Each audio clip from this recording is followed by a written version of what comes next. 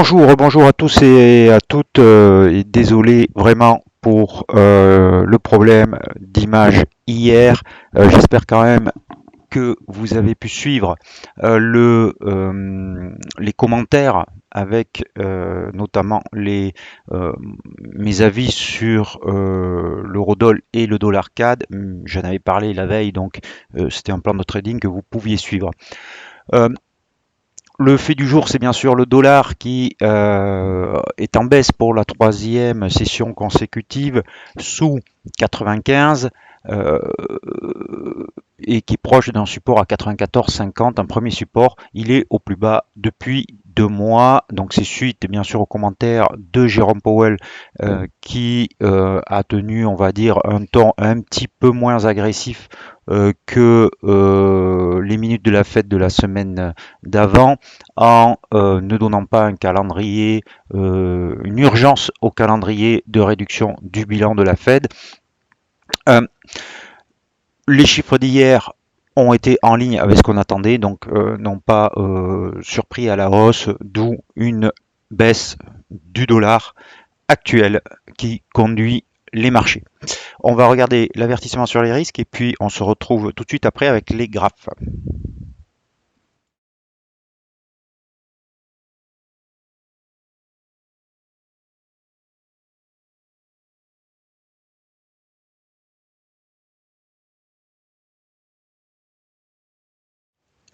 Voilà, donc vous avez à l'écran l'indice dollar que vous voyez donc qui est sorti de son rectangle assez violemment, mais c'était prévisible quand vous avez une longue configuration comme cela à l'horizontale euh, avec une évolution entre deux ranges bien marqués, quand plus la période de consolidation est longue, plus la sortie souvent est rapide et provoque un mouvement puisque tous les acheteurs doivent déboucler rapidement leur position et donc ça donne un mouvement assez net. C'est le cas et donc on pourrait revenir très vite, on n'est plus très loin de ce premier niveau à 94,50 qui est une ancienne résistance qui pourrait, je dis bien pourrait devenir support, mais c'est pas du tout sûr. Pour l'instant, c'est une résistance. Le support est beaucoup plus bas, il est sur 93,73 et il n'est pas impossible qu'on y aille parce que ça va correspondre aussi à la moyenne mobile à 200 périodes qui va passer qui est à 93,50 et qui va bientôt passer au même niveau. Donc ça sera un noyau de support qui vraisemblablement, si on y va directement, contiendra cette première baisse du dollar. Euh, donc, je vous ai rajouté, une fois n'est pas coutume, les bandes de Bollinger qui s'écartent pour vous montrer que vous aviez plusieurs signaux en fait qui vous montraient qu'un mouvement est en cours, à savoir la sortie du rectangle ici, plus l'élargissement des bandes de Bollinger, qui signifie une augmentation de la volatilité et donc un mouvement rapide qui donc se dirige vers 94,50 mais qui pourrait aller sur 93,75. On va aller voir ce que ça donne du côté de l'euro-dollar avec donc une sortie du rectangle, un élargissement là aussi des bandes de Bollinger, bien sûr, et la rupture de cette oblique baissière. Donc trois signaux qui vous donnaient une position d'achat possible. Donc je reviens sur ce que je disais hier. Donc hier je vous disais que si quand j'ai parlé, on était sur cette bougie là, que si cette bougie et on était juste sous la résistance, alors je vais enlever les bandes de Bollinger pour que ça soit plus clair. Euh,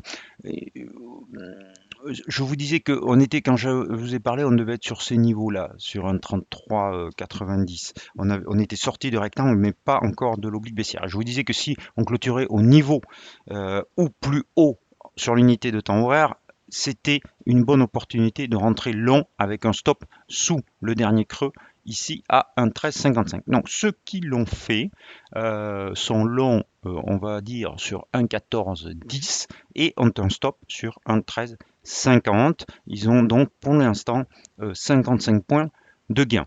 Quel est l'objectif? L'objectif c'est 1,1525. Je reviens sur l'horizon de temps supérieur qui correspond à ce support qui deviendrait donc, selon le principe de polarité, résistance.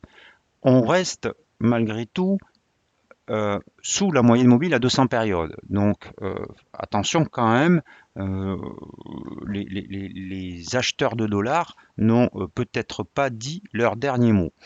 Mais ceci étant, à très court terme, vu l'inclinaison du RSI, qui n'est pas du tout encore sur ces zones de surachat, et vu ce triple signal que je vous ai indiqué, je pense qu'on peut aller tester, titiller ces 1,15, 1,1525. Et donc, ceux qui sont en pause, pour moi, peuvent rester. Alors, ça ne veut pas dire qu'on va y aller tout de suite. Il va peut-être avoir une petite consolidation comme il y a eu ici pendant la session asiatique. Mais je pense qu'on peut aller chercher les 1,15, 1,1525 assez facilement, on va dire, bien qu'en trading, il faut bien se garder de conclusions hâtives.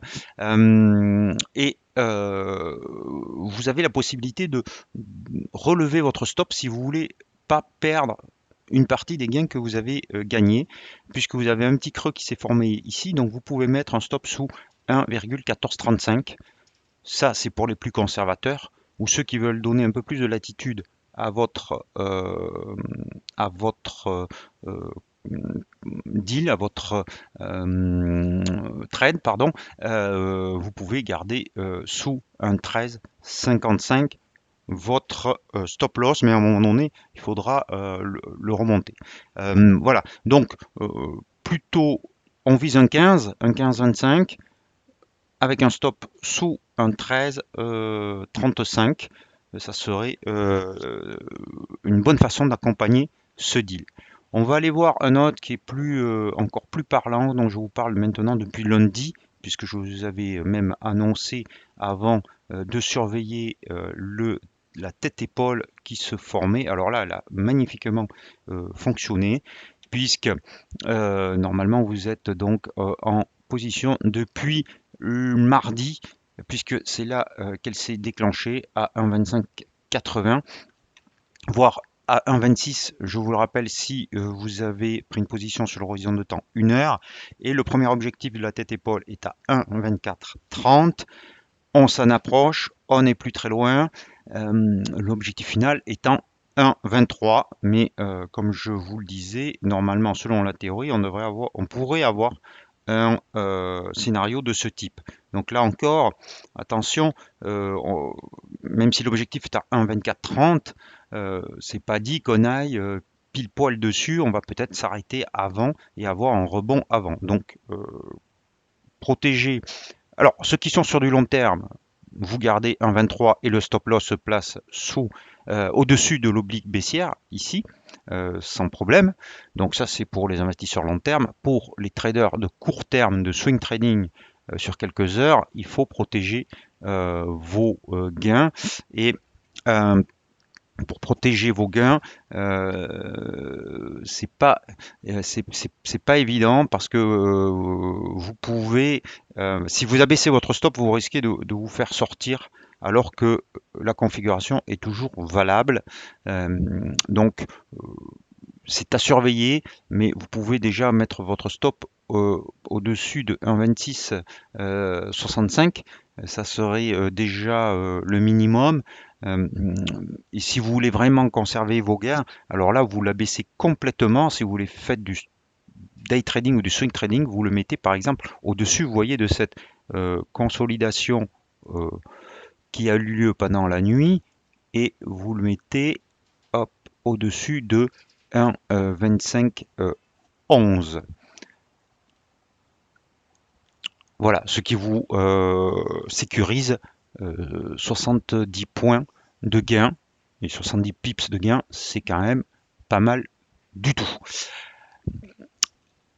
Voilà pour les deux positions que je vous avais indiquées, qui étaient possibles à prendre, à mon avis, sur les marchés. On va aller voir les autres paires de devises. Il y a une impulsion haussière sur le dollar australien qui est intéressante puisqu'il a cassé la résistance à 0,7276 et le retracement de Fibonacci de 50, mais juste au-dessus, vous voyez ici, sur 0,7345, 0,7340, vous avez le retracement de 61,8 plus la moyenne mobile à 200 périodes descendantes qui va bientôt rejoindre ce niveau. Donc ça sera une zone très certainement qu'on ira chercher, mais il pourrait y avoir des vendeurs sur cette zone ici. Haussier bien sûr à très court terme, puisqu'on a à court terme, puisqu'on a des creux et sommets ascendants depuis début décembre, avec donc un objectif sur 0,7340. On va regarder l'euro livre parce que l'euro livre il ne bouge pas. Voilà, alors certains ont pris, je sais, des positions short ici sur ce niveau quand on a cassé la résistance. Le bas du canal baissier pour aller chercher l'objectif final qui était sur 0,8280, mais depuis on fait du surplace. Que faut-il faire dans ces cas-là? Écoutez, pour l'instant, ce deal ne vous donne pas raison, donc il ne faut pas s'entêter. Euh, la configuration reste baissière, donc si vous voulez lui donner une chance, vous pouvez par exemple mettre un stop loss sur une clôture au-dessus du bas du canal qui deviendrait résistance. Et si on le revenait dans le canal en clôture, pour moi ça serait un motif de sortie. Euh, et même, je vais vous dire, personnellement, je sortirai de ce deal d'ores et déjà, mais ça, c'est à vous de voir. Ça, c'est vraiment mon avis et ma façon de trader, mais qui est très personnelle pour le coup. Le dollar yen, alors, nous avons une configuration qui, je vous avais dit qu'on pouvait avoir une correction vers 114,30, donc on y est. Sur 114h30, 114,30. Et alors faut-il acheter? La question c'est celle-là, faut-il acheter le dollar yen? Pour l'instant, on n'a pas vraiment d'indication que les acheteurs sont présents sur ce niveau, même si on est juste au-dessus et qu'apparemment il est quand même un petit peu défendu, mais les acheteurs, on ne peut pas dire qu'ils ont repris le contrôle du marché. Vous voyez même en une heure, cette bougie rouge qui pour l'instant est en train de s'attaquer à 114,30. Donc il vaut mieux être prudent. Sur cette paire de devises. Effectivement, on pourrait avoir un rebond et acheter. Ceci étant, la tendance maintenant de très court terme est baissière. Donc, si on considère que le dollar va continuer à baisser un petit peu, le dollar yen il va avoir du mal à tenir ce niveau. Ceci étant, donc il vaut mieux attendre confirmation que ce niveau est réellement défendu avec plusieurs, par exemple, bougies qui se stabilisent au-dessus ou une figure de retournement propre avec un long chandelier haussier. Dans ce cas-là, oui, pourquoi pas, avec un stop juste en dessous de 114,30, mais pour l'instant, on n'a pas du tout cette indication-là. Je voulais vous montrer aussi l'euro suisse, puisque l'euro suisse, il n'est même pas allé chercher la résistance au-dessus.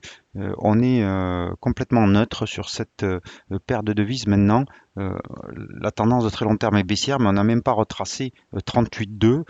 Donc, il n'y a pas grand-chose à attendre sur l'euro suisse pour l'instant. Tout peut se passer. On peut aller chercher le retracement Fibonacci que je vais vous en remettre de 38,2 qui se situe ici à 1,0560 et qui aurait été logique qu'on y aille. Alors ça peut se faire, hein, ça peut se faire en 3 temps, donc on serait dans un deuxième temps et on reste en plus au-dessus de ces moyennes mobiles qui sont retournées à la hausse, donc on pourrait avoir une reprise haussière, mais pour l'instant la bougie ne nous indique rien du tout et ne nous donne pas l'indication que ça sera le cas. Je voulais vous montrer enfin pour terminer le câble parce que le câble a beaucoup monté, il a franchi deux résistances importantes, une 1,3608 qui était plutôt mineure, mais surtout il a clôturé au-dessus hier de la moyenne mobile à 200 périodes qui avait bloqué la reprise des cours en septembre et octobre à plusieurs reprises, donc c'est plutôt bon signe. Ceci étant, maintenant il va être confronté à une zone de résistance qui se situe ici. Je vais vous la dessiner au-dessus de 1,3830. Alors, il n'y est pas encore, il y a quand même 100 pips encore à prendre et on pourrait y aller. Mais si on y allait directement sur cette zone avec un RSI qui est déjà en surachat, qui sera donc encore plus en surachat quand on va être au contact de cette zone, il sera temps pour ceux qui sont longs de prendre leurs bénéfices parce que ça m'étonnerait qu'on franchisse cette zone comme ça, surtout que au-dessus, on a un 40 qui est un seuil psychologique et qui a déjà servi par le passé de résistance. Donc, on reste haussier sur le câble, hein. Le fait que le RSI soit en surachat, ça ne veut pas dire que ça va se retourner. Ça nous indique juste que, attention, il est peut-être sans doute trop tard pour rentrer sur ce trade, mais ça ne nous donne pas une idée contrarienne, loin de là. Et en plus, comme on l'a vu, il y a de la place pour encore un petit peu de baisse du dollar à court terme, et donc une hausse qui se prolonge sur le câble, puisqu'on voit que les acheteurs sont quand même bien en possession de la devise. Donc on peut aller sur cette résistance, je pense, à 1,3830. Voilà. Ceux qui veulent absolument rentrer maintenant, et c'est plus compliqué, il faut aller donc, c'est plus compliqué au vu du RSI, donc c'est ce que je vous disais. Il faut passer un horizon de temps 1 heure et vous voyez le problème c'est où est-ce que vous portez acheteur. Si vous portez acheteur là pour viser les 1,3830 ici en 1 heure, vous allez mettre votre stop sous le dernier creux de marché qui est la droite de polarité ici, qui est pour le coup un vrai support et qui se situe sur 1,3620. Donc si vous achetez un 3620 pour viser un 3820 avec un stop sous un 3620, vous n'avez même pas un 1 pour 1 de risque ou tout juste 1 pour 1 de risk reward. Et donc au vu d'un marché qui est déjà en surachat, pour moi c'est trop tard pour entrer, mais ça n'engage évidemment que mon avis, car le trend reste bien entendu long. Voilà ce que je pouvais vous dire aujourd'hui. Bon, j'espère que la vidéo a bien marché, je vais la vérifier. Hier, j'ai vérifié aussi, mais comme elle était en direct des chiffres, je ne pouvais pas la recommencer. Donc, voilà, donc plan à suivre toujours sur l'eurodoll et le loonie, le dollar contre dollar canadien.